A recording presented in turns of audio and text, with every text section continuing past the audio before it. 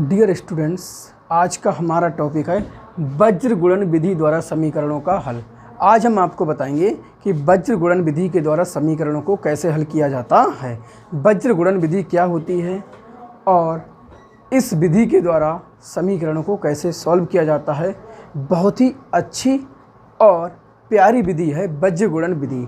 बहुत ध्यान से समझना कि वज्र गुणन विधि क्या होती है और रैखिक युग्म को वज्र गुणन विधि के द्वारा कैसे सॉल्व किया जाता है। ठीक है, चलिए देखते हैं कि वज्र गुणन विधि के द्वारा समीकरणों को कैसे सॉल्व करेंगे। ठीक है, बहुत ध्यान से समझना। ठीक है स्टूडेंट्स, चलिए आपको एक समीकरण ये दी गई है और एक समीकरण ये दी गई है। जो पहली समीकरण है उसको हमने कह दिया समीकरण 1 और जो दूसरी समीकरण है उसको हमने कह दिया समीकरण नंबर 2। ठीक है, जो पहली समीकरण है उसको 1 कह दिया और जो दूसरी समीकरण है उसको हमने 2 कह दिया। सबसे पहले आप इतना करेंगे। अब आप क्या करेंगे, अब आप A1 B1, ठीक है,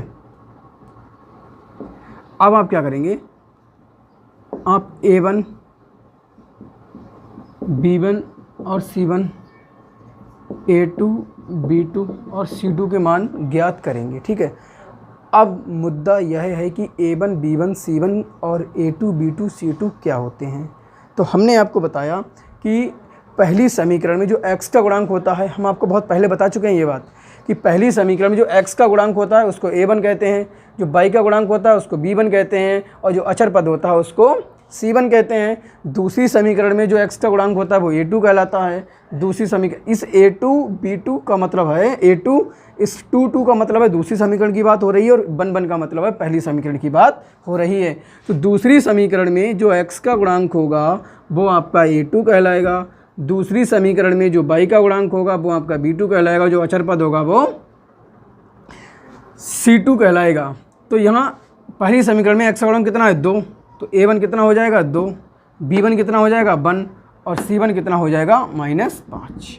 ठीक है, दूसरी समीकरण में A2 कितना हो जाएगा 3, B2 कितना हो जाएगा 2 और C2 कितना हो जाएगा -8। इतनी बात समझ में आ गई। नाउ अब आप इसको किस विधि से सॉल्व करोगे, वज्र गुणन विधि के द्वारा। ठीक, वज्र गुणन विधि से। अब बड़े ध्यान से समझना, बहुत ध्यान से समझना। ठीक है, कैसे सॉल्व करते हैं। सबसे पहले आप x लिखेंगे, ठीक, बटे A1 A2 को छोड़ दो, A1 A2 को छोड़ दो, इसकी B1 की मल्टीप्लाई C2 से कर दो, इसकी मल्टीप्लाई इससे कर दो और इसकी मल्टीप्लाई इससे कर दो। ठीक है, नहीं समझ में आई, अरे इसकी मल्टीप्लाई इससे कर दो और इसकी मल्टीप्लाई इससे कर दो। ठीक है, और जो A1 B1 C1 A2 B2 C2 जो हैं ये हमें ये बताते हैं कि जो हमारी समीकरण, हमने आपको समीकरण के बारे में 3 प्रतिबंध बताए थे। ठीक है, कब संपाती होती हैं, कब समांतर होती हैं, कब एक बिंदु पर प्रतिच्छेद करती हैं। तो उन्हीं क्वेश्चन को सॉल्व करना जो बिंदु पर प्रतिच्छेद करती हैं, जो समांतर है उनको तो सॉल्व नहीं किया जा सकता।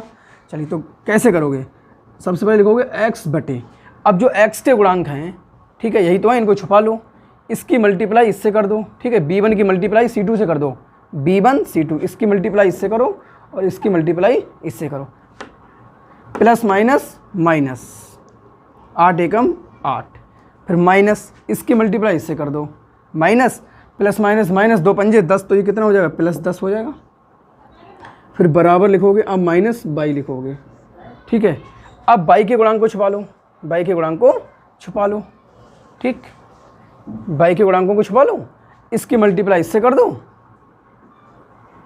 और इसकी मल्टीप्लाई इससे कर दो। ठीक है, 2 अट्ठे -16, ठीक,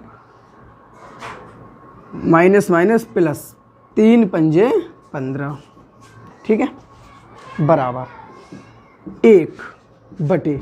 ठीक है, अब अचर पद छुपा लो, अब आप अचर पद को छुपा लो, इसकी मल्टीप्लाई इससे कर दो और इसकी मल्टीप्लाई इससे कर दो, 2 दूनी 4, 3 एकम -3।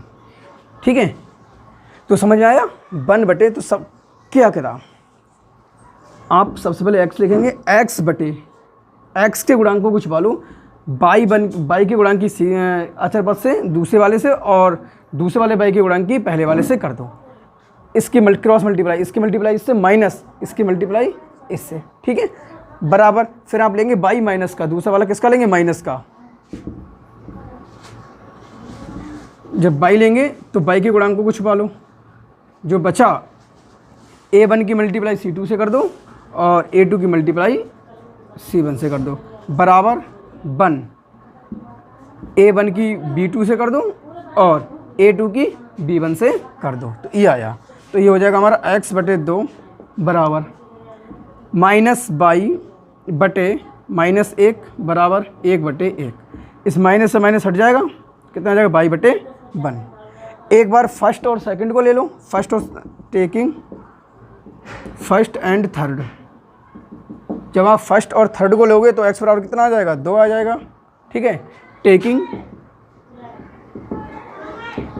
First and taking second and third, जब आप सेकंड और थर्ड को लोगे तो y बराबर कितना हो जाएगा, 1। तो बस यही हमारा सॉल्यूशन हो गया। x और y का मान ज्ञात करना है हमें बज्र गुणन विधि के द्वारा। तो बज्र गुणन विधि के द्वारा कैसे सॉल्व किया जाता है, ये बात आप समझ गए, ठीक है।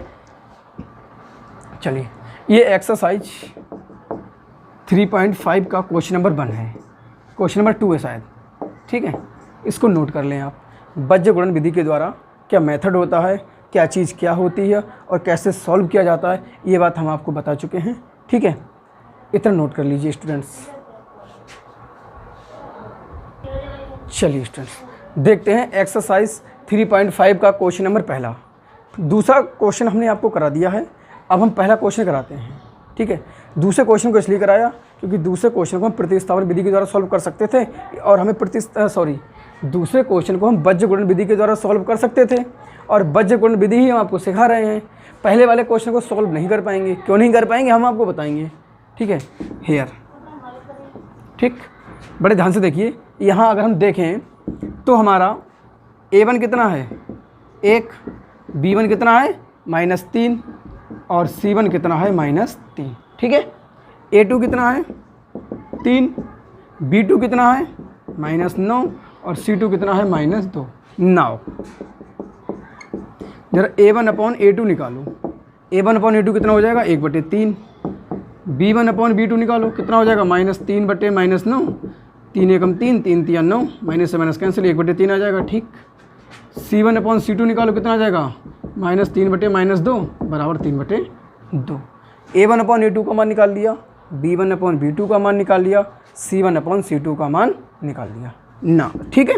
अब देखो, चूंकि a1/a2 is equal to b1/b2 is not equal to c1/c2, बहुत ध्यान से देखना, ये कंडीशन किसकी होती है, a1/a2 बराबर b1/b2 is not equal to c1/c2, ये कंडीशन किसकी होती है, समांतर रेखाओं की। हमने आपको प्रतिबंध बताए थे 3, कितने प्रतिबंध बताए थे, 3, ठीक। अगर a1/a2 is not equal to b1/b2 तो दोनों रेखाएं एक दूसरे को एक बिंदु पर प्रतिच्छेद करती हैं। अगर a1/a2 बराबर b1/b2 is not equal to c1/c2 तो दोनों रेखाएं कैसी होती हैं, समांतर।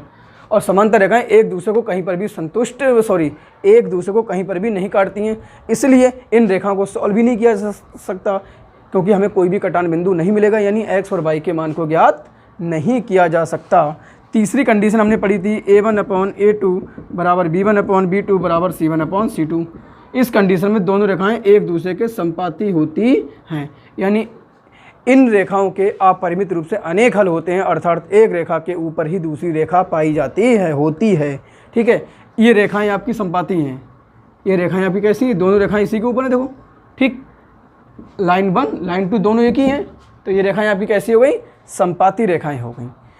तो अब ये रेखाएं कैसी हैं, अतः आप लिख देंगे ये रेखा समांतर है, अतः, ठीक।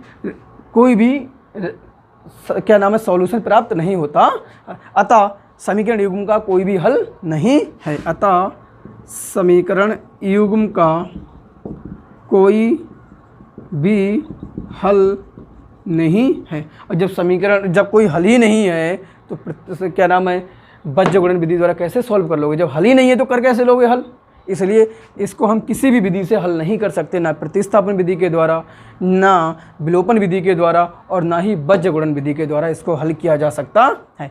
साफ साफ हमसे कहा गया है, क्या कहा गया है, निम्न रैखिक समीकरणों के युग्मों में जिसका एक अद्वितीय हल है, किसका कोई हल नहीं है या किसके अपरिमित रूप से अनेक हल हैं।